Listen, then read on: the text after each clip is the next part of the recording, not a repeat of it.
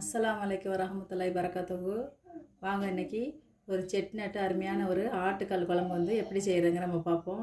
இது எதுக்கெல்லாம் சாப்பிட்லான்னா ஆப்பம், பரோட்டா, தோசை, இடியப்பம், இட்லி எல்லாத்துக்குமே ரொம்ப அருமையான ஒரு குழம்பு இது. வாங்க இதை வீடியோவில் போய் பார்ப்போம். அதுக்கு நம்ம முதல்ல கொஞ்சம் எண்ணெய் ஊற்றி மசாலா எல்லாம் வறுத்துக்குருவோம். தேவையான மசாலாலாம் கொஞ்சம் வறுத்துக்குறோம். நம்ம கொஞ்சமாக எண்ணெய் போட்டுக்குருவோம். ஒரு 4-5 கிராம்பு போட்டுக்குருவோம். பட்டை கொஞ்சம் போட்டுக்கிடலாம்.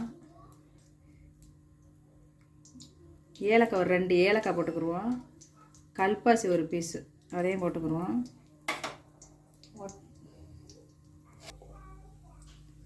ஒரு 1/2 ஸ்பூன் சோம்பு போட்டுக்குவோம். அதில் அதே மாதிரி ஒரு 1/2 ஸ்பூன் சீரகம் போட்டுக்கிடுவோம். மிளகு ஒரு 1/2 ஸ்பூன் சேர்த்துக்கிடுவோம். இப்படி நம்ம கொஞ்சம் ஒரு 5-6 முந்திரி சேர்த்துக்குறோம். அதில் 1 ஸ்பூன் கசகசா சேர்த்துக்குருவோம். நம்ம லேசாக வறுத்துக்குருவோம். இதே நமக்கு குழம்புக்கு தேவையான மசாலா இதுதான். இதை லைட்டாக வறுத்துக்குருவோம். இதை வறுபட்டுருச்சு. இப்போ இது வறுபட்டோன்னா நம்ம இது கூட சாம்பார் வெங்காயம் கொஞ்சம் சேர்த்துக்குறோம். ஒரு கைப்பிடி அளவு சாம்பார் வெங்காயம் சேர்த்துக்குறோம். ஒரு கைப்பிடி அளவு சாம்பார் வெங்காயம் சேர்த்து ஜாதிக்காய் குட்டியாக, இது ஜாதிக்காது, இது ஃபுல்லாக போடக்கூடாது, ரொம்ப வாசனை வரும். அதை உடச்சி கொஞ்சோன்னு வச்சுருக்கேன். இதையும் நம்ம அதை கூட சேர்த்துக்கிடுவோம். சும்மா ஒரு சிட்டிகை போட்டால் போதும். அதில் இது கூட நம்ம ஒரு ஆறுக்கு கருவேப்பிலையும் அதில் போட்டுருவோம்.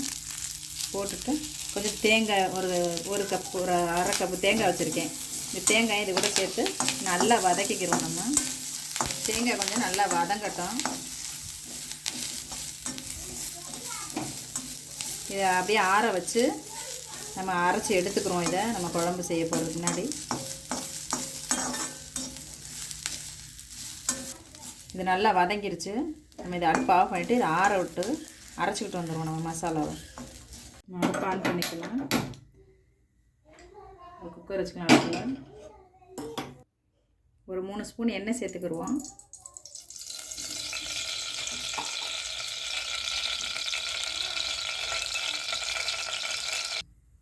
பிரிஞ்சி இலை போட்டுக்குருவோம். போட்டு ஒரு 2 வெங்காயம் பெருசாக அரிஞ்சு வச்சுட்டு அதையும் நம்ம அதில் போட்டுக்குவோம்.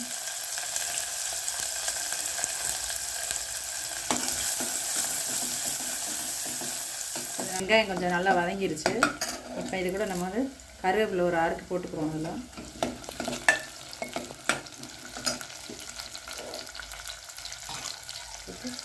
இஞ்சி பூண்டு பேஸ்ட்டு, நல்லா நான்வெஜ்ன்றதுனால நம்ம நிறையவே இஞ்சி பூண்டு போட்டுக்குவோம். நல்லா பெரிய ஸ்பூனில் ஒரு 1.5 ஸ்பூன் இஞ்சி பூண்டு போட்டுக்குருவோம். ஏன்னா அந்த கால் குழம்புக்கு கவுச்சி அடிக்கக்கூடாது.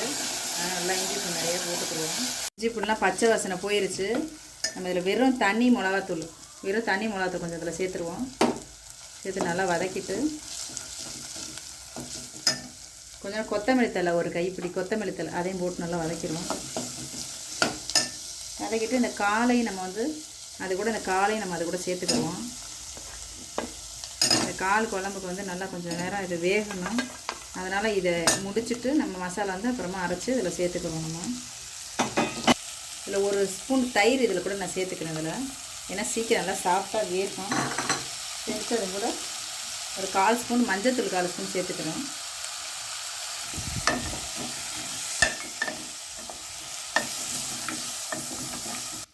இது கூட நம்ம ஒரு 2 ஸ்பூன் இருக்கும் நல்லா வெறும் மிளகாயும் தனியாகவும் அரைச்ச மசாலா, அதையும் அது கூட சேர்த்துக்கிட்டு தக்காளி அது கூட சேர்த்துருவோம். தக்காளியும் அது கூட சேர்த்துருவோம்.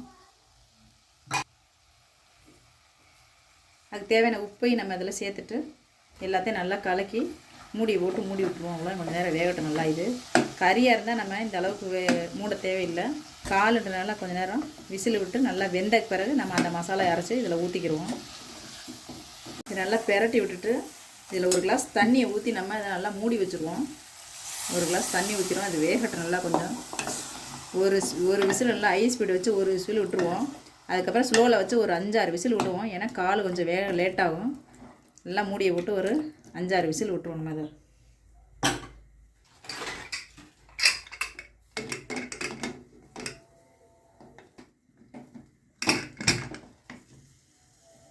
விசில் வரட்டும். அது வரை நம்ம இந்த மசாலா ஆறிடுச்சு. இதை நல்லா ஃபைன் பேஸ்ட்டாக அரைச்சிட்டு வந்துடுவோம்.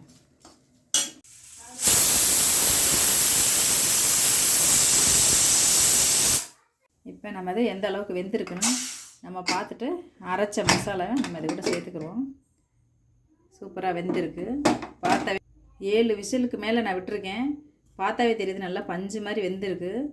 இந்த டைமில் நம்ம வந்து அந்த அரைச்ச மசாலாவை இதை கூட சேர்த்துக்கிறோம். நம்ம அரைச்ச மசாலாவை நம்ம அரைச்ச நல்லா நைஸாக அரைச்சாச்சு. இது எல்லாத்தையும் உள்ளே சேர்த்துறோம். உள்ளே சேர்த்துட்டு கொஞ்சமாக தண்ணி கழுவி ஊற்றிக்கிறோம். நம்ம அதை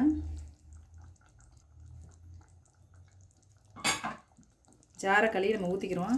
திக்காக வேணால் திக்காக வச்சுக்கிறோங்க. இது வந்து தண்ணியாக வேணாலும் வச்சுக்கிறோங்க, கெட்டியாக வேணாலும் உங்கள் விருப்பம் தான் அது. ஆனால் கொஞ்சம் சுமாராக இருந்துச்சுன்னா நல்லாயிருக்கும். சோறு, இட்லி, இடியப்பம், பரோட்டா எதுக்கு வேணாலும் இந்த குருமா ரொம்ப சூப்பராக இருக்கும்.